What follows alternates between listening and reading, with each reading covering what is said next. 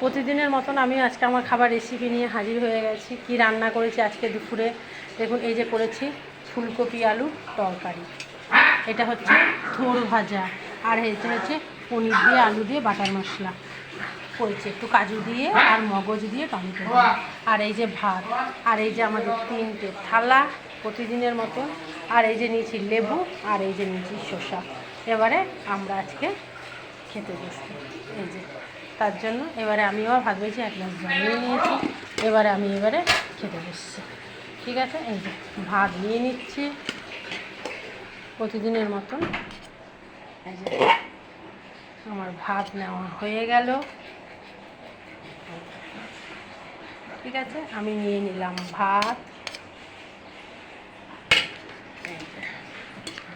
আমার ছেলেকেও দিয়ে দিলাম ভাত।